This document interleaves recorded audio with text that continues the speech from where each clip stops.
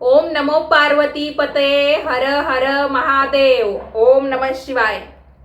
मंडळी, आपण बऱ्याच वेळा सोमवारच्या दिवशी किंवा महादेवांची एखादी विशिष्ट तिथी असली की त्यावेळेस शिवमंदिरामध्ये जातो, शिवलिंगाचं दर्शन घेतो, जिथे महादेव स्वतः लिंग स्वरूपामध्ये स्थानापन्न असतात, विराजमान असतात आणि आपल्याला दर्शन देतात. तर मग जेव्हा जेव्हा आपण शिवमंदिरामध्ये जातो तेव्हा आपल्याला सगळ्यात अगोदर कुणाचं दर्शन होतं?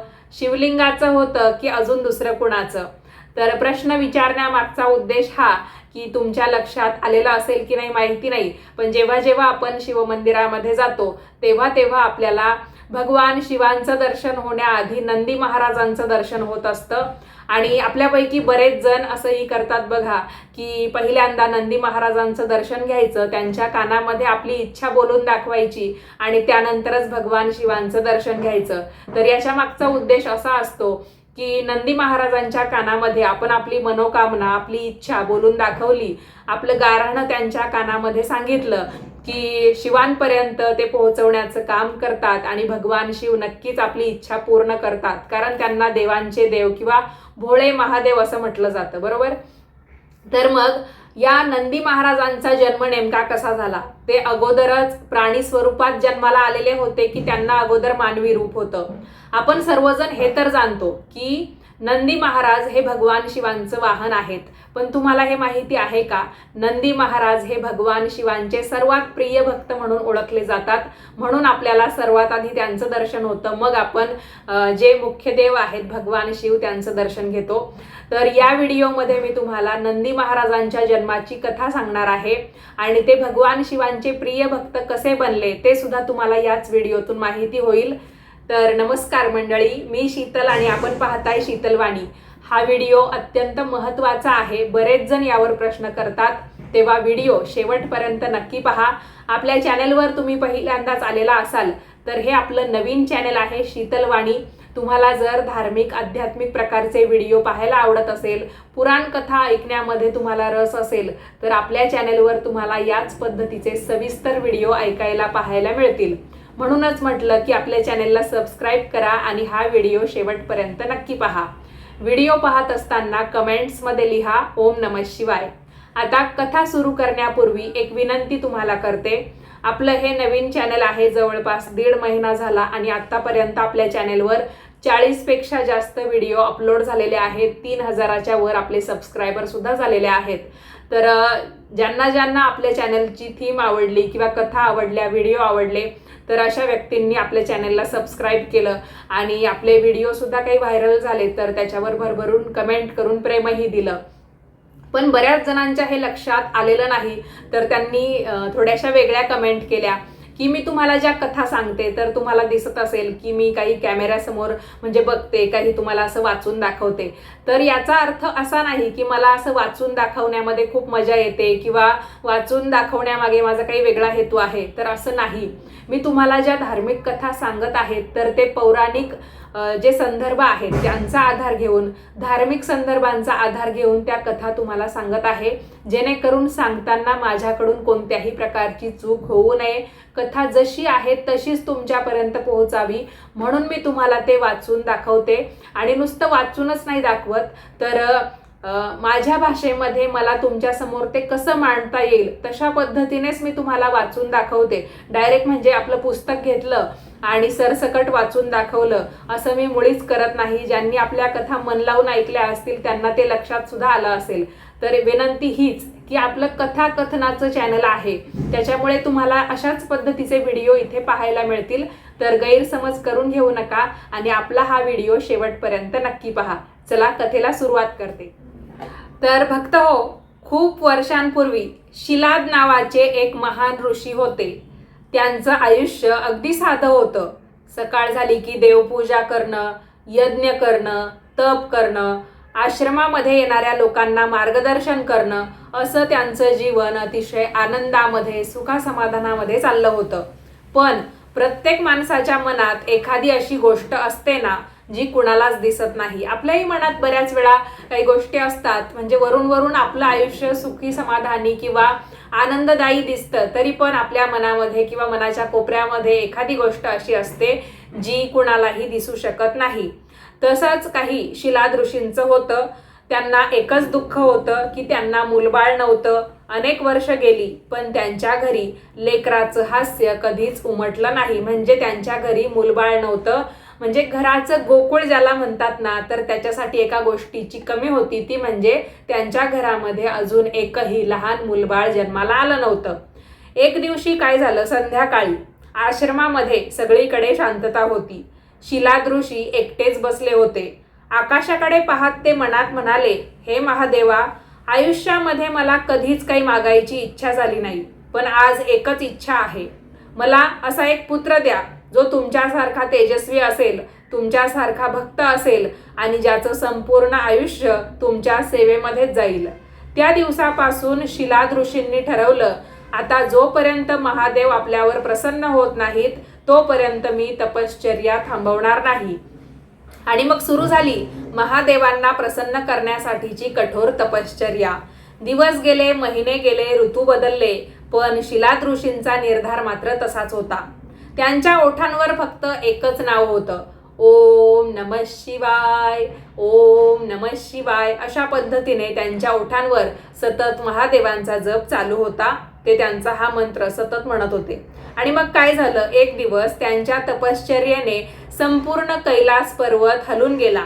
महादेवांना आपल्या या भक्तासमोर प्रकट व्हावंच लागलं. आता पुढे काय झालं ते आपण ऐकूया. शिलाद ऋषींची तपश्चर्या ही दिवसेंदिवस अधिक कठीण होत चालली होती. त्यांना ना भूक जाणवत होती ना तहान. त्यांच्या मनामध्ये फक्त एकच ध्यास होता, महादेवांचं दर्शन. आणि अखेर एक दिवस त्यांच्या तपश्चर्येचं फळ त्यांना मिळालं. संपूर्ण परिसरामध्ये एक दिव्य प्रकाश पसरला. मंद वारा तिथे वाहू लागला आणि काही क्षणातच स्वतः भगवान शिव त्यांच्या समोर प्रकट झाले. महादेवांना पाहताच शिलाद ऋषींच्या डोळ्यात आनंदाचे अश्रू आले. ते लगेच त्यांच्या चरणी नतमस्तक झाले, त्यांना लोटांगण घालू लागले. मग महादेव प्रेमाने म्हणाले, शिलादा, तुझ्या भक्तीने आम्ही प्रसन्न झालो आहोत, मग तुला काय हवं आहे? शिलाद ऋषी हात जोडून म्हणाले, प्रभो, मला असा पुत्र हवा आहे जो तुमचा परमभक्त असेल, ज्याचं आयुष्य तुमच्या सेवेमध्ये जाईल. महादेव काही क्षण शांत राहिले आणि मग हसत म्हणाले, शिलादा, तुझी इच्छा नक्की पूर्ण होईल. योग्य वेळी तुला पुत्राची प्राप्ती होईल, जशी तुझी इच्छा आहे तशी. इतकं बोलून महादेव अंतर्धान पावले. आणि काही दिवसांनी शिलाद ऋषी एका यज्ञाची तयारी करत होते. यज्ञासाठी भूमी तयार करत असताना अचानक जमिनीतून एक विलक्षण तेज प्रकट झालं. हे तेज इतकं प्रखर होतं की क्षणभर काहीच दिसेनासं झालं. आणि जेव्हा तो प्रकाश हळूहळू कमी झाला तेव्हा शिलाद ऋषींनी पाहिलं, त्यांच्या समोर एक सुंदर तेजस्वी बालक उभं होतं. त्या बालकाच्या चेहऱ्यावर एक विलक्षण शांतता होती. शिलाद ऋषींना लगेच महादेवांनी दिलेला वर आठवला. त्यांनी त्या बालकाला अगदी प्रेमाने उचलून घेतलं आणि ते म्हणाले, आजपासून तू माझा पुत्र आहेस. त्याचं नाव ठेवलं नंदी. पण शिलाद ऋषींना तेव्हा अजिबात कल्पना नव्हती की हा साधा मुलगा नव्हता. भविष्यामध्ये संपूर्ण जग ज्याला महादेवांचा सर्वात प्रिय भक्त म्हणून ओळखणार होतं, तो हा मुलगा होता. आता आपण पुढच्या भागामध्ये म्हणजे लगेचच ऐकूया की नंदी मोठे झाल्यावर अशी कोणती घटना घडली ज्यामुळे सगळ्यांच्याच डोळ्यामध्ये अश्रू आले. तर मंडळी, नंदी हे दिवसेंदिवस मोठे होत होते, पण लहानपणापासूनच त्यांच्यामध्ये एक गोष्ट काहीतरी वेगळी होती. इतर मुलं खेळण्यामध्ये रमायची, पण नंदींचं मन मात्र महादेवांच्या नामस्मरणामध्ये रमायचं. आपण बघतो की आपल्या घरी सुद्धा लहान मुलं बाळं असतात, आपल्या नातेवाईकांच्या घरी असतात, पण मुलं बाळं एकदम अशी गंभीर असतात का? कधी नाही. तर ती खेळण्यामध्ये, दंगा करण्यामध्ये, मस्ती करण्यामध्ये आपली मग्न असतात. आणि नंदी सुद्धा असेच पाहिजे होते, पण नंदी मात्र महादेवांची सेवा करण्यामध्ये मग्न असायचे. त्यांना महादेवांचं नाव घ्यायला आवडायचं, नामस्मरण करायला आवडायचं. म्हणजे ते त्यांची मूर्ती लहान पण कीर्ती महान अशा पद्धतीचे बालक होते. शिलाद ऋषी जिथे पूजा करायचे तिथे नदी सुद्धा वाहायची आणि नंदी सुद्धा तिथे शांत बसून सगळं काही आपल्या वडिलांचं बघायचे. महादेवांचं नाव कानावर पडलं की त्यांच्या चेहऱ्यावर एक वेगळंच तेज यायचं.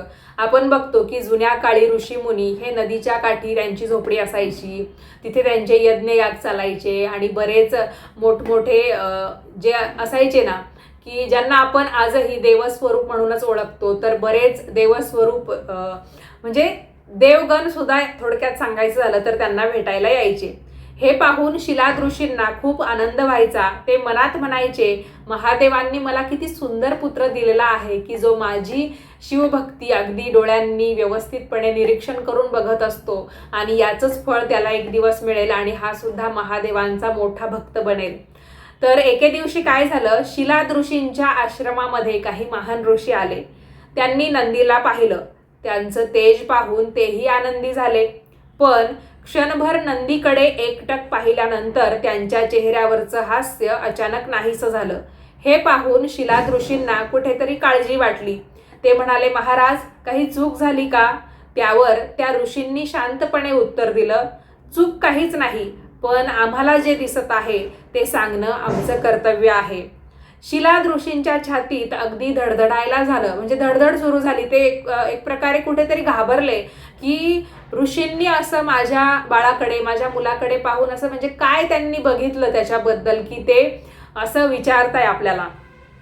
ऋषी पुढे म्हणाले, हा मुलगा अतिशय तेजस्वी आहे, पण त्याचं आयुष्य खूप अल्प दिसत आहे. हे ऐकताच शिलाद ऋषींच्या डोळ्यात पाणी आलं. एकतर त्यांना खूप दिवसानंतर अशा पद्धतीने पुत्रप्राप्ती झाली होती महादेवांच्या कृपेने, आणि अशा मुलाचं आयुष्य सुद्धा अल्प आहे असं त्यांना जर ऐकण्यात आलं तर नक्कीच ते कुठेतरी दुःखी होणार, कष्टी होणार. तर तसंच ते एक बापाचं मन म्हणून शिलाद ऋषींच्या डोळ्यात पाणी आलं. ज्या पुत्रासाठी त्यांनी महादेवांची इतकी वर्ष आराधना केली त्याच्याबद्दल अशी भविष्यवाणी त्यांना काहीच सुचेना. पण नंदी मात्र शांत होते. ते आपल्या वडिलांच्या जवळ गेले आणि अगदी शांतपणे म्हणाले, बाबा, तुम्ही अजिबात काळजी करू नका. ज्यांनी मला तुम्हाला दिलं तेच माझं रक्षण सुद्धा करतील. म्हणजे ज्यांनी मला जन्म दिला तेच सगळे करता करविता आहेत, तर तेच माझं रक्षण करतील. हे बोलून नंदीने एक निर्णय घेतला. आता थेट महादेवांनाच प्रसन्न करायचं, आणि त्या निर्णयामुळे त्यांच्या आयुष्याला एक वेगळंच वळण मिळालं. आता पुढच्या भागात ऐकूया नंदीची तपश्चर्या पाहून महादेव कसे प्रसन्न झाले. तर मंडळी, आपल्या व्हिडिओचा पुढचा भाग म्हणजे लगेचच आपली ती कथा पुढे जोडून असते, तर ऐका. त्या दिवसापासून नंदीच्या मनात फक्त एकच विचार होता, माझं रक्षण जर कोणी करू शकत असेल तर ते फक्त माझे महादेव आहेत. त्यांनी वडिलांचा आशीर्वाद घेतला आणि ते आश्रमातून निघाले. जंगलाच्या एका शांत ठिकाणी जाऊन ते ध्यानाला बसले. सुरुवातीला त्यांनी फळ खाऊन तप केलं, म्हणजे फळावळं खाऊनच त्यांनी आपलं तप सुरू केलं, आणि पुढे त्यांनी अन्न पाणी सुद्धा सोडलं. त्यांच्या ओठांवर सतत एकच मंत्र होता, ओम नमः शिवाय, ओम नमः शिवाय. दिवस गेले, महिने गेले, पण नंदींचं ध्यान तसूभर सुद्धा ढळलं नाही. पाऊस पडला, ऊन पडलं, थंडी आली, पण त्यांचं काहीच भान नव्हतं. म्हणजे या ज्या गोष्टी होत्या त्यांना काहीच भान नव्हतं. त्यांच्या मनात फक्त महादेव आणि महादेवच होते. नंदीची ही अखंड भक्ती पाहून देवांना सुद्धा आश्चर्य वाटू लागलं, आणि शेवटी महादेव स्वतः पार्वती मातेसह त्यांच्या समोर प्रकट झाले. डोळे उघडताच नंदींनी समोर महादेवांना पाहिलं. क्षणभर त्यांना विश्वास बसला नाही. ते लगेच उठले आणि महादेवांच्या चरणांवर डोकं ठेवलं. महादेवांनी प्रेमाने त्यांच्या डोक्यावर हात ठेवला आणि म्हणाले, नंदी, तुझ्या भक्तीने आम्ही अतिशय प्रसन्न झालो आहोत. मग तुला काय मागायचं आहे किंवा काही हवंय का? नंदींनी हात जोडले. त्यांच्या डोळ्यात अश्रू होते. ते म्हणाले, प्रभू, मला काहीच नको, फक्त मला तुमच्या चरणांपासून कधीही दूर करू नका. नंदींच्या या शब्दांनी महादेवांच्या चेहऱ्यावर एक प्रेमळ हास्य उमटलं, आणि त्यांनी नंदीला असा वर दिला ज्यामुळे नंदीचं नाव कायमचं महादेवांसोबत जोडलं गेलं. आता आपण पाहूयात महादेवांनी नंदीला कोणतं अद्भुत वरदान दिलं आणि ते शिवगणांचे प्रमुख आणि महादेवांचे वाहन कसे बनले. बघा, नंदींचं उत्तर ऐकून महादेव तर खूप प्रसन्न झाले. ते हसत म्हणाले, नंदी, लोक आमच्याकडे धन मागतात, सुख मागतात, दीर्घायुष्य मागतात, पुत्रपौत्रादी आदी सुद्धा मागतात, पण तू काहीच यातलं मागितलं नाही. तुला फक्त आमची सेवा हवी आहे. महादेवांनी पुढे म्हटलं, अशी भक्ती खरं तर फार दुर्मिळ असते. इतकं बोलून महादेवांनी आपल्या गळ्यातील कमळांची दिव्य माळ काढली आणि ती नंदीच्या गळ्यात घातली. त्या क्षणी नंदीचं तेज अजूनच वाढलं. संपूर्ण परिसर हर हर महादेव या जयघोषाने अगदी दुमदुमून गेला. माता पार्वती सुद्धा नंदीवर अतिशय प्रसन्न झाल्या. त्या प्रेमाने म्हणाल्या, आजपासून तू फक्त आमचा भक्त नाहीस, तू आमच्या परिवाराचा एक भाग सुद्धा आहेस. महादेवांनी नंदीला आशीर्वाद देत म्हटलं, आजपासून तू आमच्या सर्व गणांचा प्रमुख असशील. जिथे आम्ही असू तिथे तुझंही स्थान अढळपणे असेलच आणि आजपासून तू आमचं वाहन सुद्धा असशील. हे शब्द ऐकताच नंदीच्या डोळ्यात आनंदाश्रू आले. ज्यांना फक्त महादेवांच्या चरणी राहायचं होतं त्यांनाच महादेवांनी आपल्या सर्वात जवळचं स्थान दिलं. तेव्हापासून भगवान शिव जिथे जिथे आहेत तिथे नंदी सुद्धा आहेत. म्हणूनच आजही शिवमंदिरामध्ये महादेवांच्या समोर आपल्याला नंदी बसलेले अवश्य आवर्जून दिसतात. पण मंडळी, नंदी फक्त महादेवांचं वाहन नाहीत. त्यांच्या कानात भक्त आपली इच्छा का सांगतात त्यामागे सुद्धा एक सुंदर श्रद्धा आहे. कथेच्या शेवटच्या भागामध्ये आपण ते जाणून घेऊया. तर बघा, तेव्हापासून नंदी काही महादेवांचे फक्त वाहन राहिले नाहीत, तर ते त्यांच्या सर्वात प्रिय भक्तांपैकी एक बनले. म्हणूनच आजही जगात कुठेही शिवमंदिरामध्ये आपण गेलो तर एक गोष्ट आपल्याला नक्की दिसेल, तर महादेवांसमोर शांतपणे बसलेले नंदी. आणि काही मंदिरं फक्त अपवाद आहेत की जिथे महादेवांच्या पिंडीसमोर म्हणजे शिवलिंगाच्या समोर किंवा त्या मंदिरातच नंदी नाहीत. तर तुम्हाला माहिती असलेलं असं एखादं मंदिर सांगा की ज्या शिवमंदिरामध्ये नंदी नाहीत किंवा नंदींची गैरहजेरी आहे. तर नक्की तुम्ही मला याचं उत्तर कमेंटमध्ये सांगायचं आहे. बघा, तुम्ही कधी पाहिलंय का अनेक लोक नंदीच्या कानाजवळ जाऊन काहीतरी बोलतात, आणि असं का बरं? तर यामागची सुंदर श्रद्धा अशी आहे की नंदी हे महादेवांचे अतिशय प्रिय भक्त आहेत. म्हणून भक्त आपल्या मनातली इच्छा नंदीच्या कानात सांगतात आणि नंदी ती महादेवांपर्यंत पोहोचवण्याचं काम करतात. अर्थात ही भक्तांची श्रद्धा आहे, पण या श्रद्धेमागचा जो काही संदेश आहे तो खूप सुंदर आहे. जर आपल्या मनामध्ये खरी शिवभक्ती असेल, भगवान शिवांच्या प्रती आपली अढळ श्रद्धा किंवा त्यांच्या प्रती आपल्याला काही करुणा येत असेल, विश्वास असेल त्यांच्यावर, आपण चांगले कर्म करत राहिलो तर महादेव आपल्या प्रत्येक प्रार्थनेचं ऐकतात. म्हणून नंदी आपल्याला फक्त इच्छा सांगायला शिकवत नाहीत, तर निस्वार्थ प्रेम, निस्वार्थ भक्ती, संयम, पूर्ण विश्वास ठेवायला सुद्धा आपल्याला शिकवतात. देवावर विश्वास आपण कशा पद्धतीने ठेवायचा किंवा त्यासाठी आपण संयम बाळगणं, आपली भक्ती निस्वार्थ असणं किती महत्त्वाचं आहे हे आपल्याला नंदींकडून समजतं आणि त्यांच्याकडून आपण हाच बोध घ्यायला हवा. तर आपली आजची नंदीच्या जन्माची कथा किंवा नंदी भगवान शिवांचे भक्त कसे बनले ही कथा आपल्याला एक गोष्ट नक्की शिकवते की भगवान शिवांना मोठे यज्ञ, मोठी संपत्ती किंवा मोठा मान नको असतो. त्यांना हवं असतं ते फक्त खरं, निरागस आणि अढळ भक्तीचं मन. तर मंडळी, ही होती नंदींच्या जन्माची कथा. त्याचबरोबर नंदी भगवान शिवांचे भक्त कसे बनले ते सुद्धा आपण या व्हिडिओच्या माध्यमातून मी तुम्हाला जी कथा सांगितली, गोष्ट सांगितली त्यातून ऐकलं. तर कशी वाटली कथा मला कमेंट करून नक्की कळवा. जर कथा तुम्हाला आवडली असेल तर आपल्या या व्हिडिओला नेहमीप्रमाणे लाईक करा. जास्तीत जास्त लोकांना हा व्हिडिओ पाठवा, म्हणजे त्यांना सुद्धा हा प्रश्न असेल तर त्याचं उत्तर आपल्या कथेच्या माध्यमातून मिळून जाईल. भेटूयात पुन्हा पुढच्याच नवीन व्हिडिओमध्ये. तोपर्यंत सर्वांनी आपापली काळजी घ्या आणि याच पद्धतीचे नवनवीन माहितीचे धार्मिक, आध्यात्मिक व्हिडिओ पाहण्यासाठी, पुराण कथा ऐकण्यासाठी आजच आपल्या शीतलवाणी या यूट्यूब चॅनेलला सबस्क्राईब करा.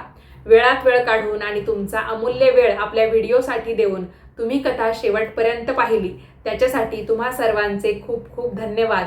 महादेवांची कृपा तुमच्या आमच्यावर सदैव राहो हीच त्यांच्या चरणी प्रार्थना. धन्यवाद मंडळी.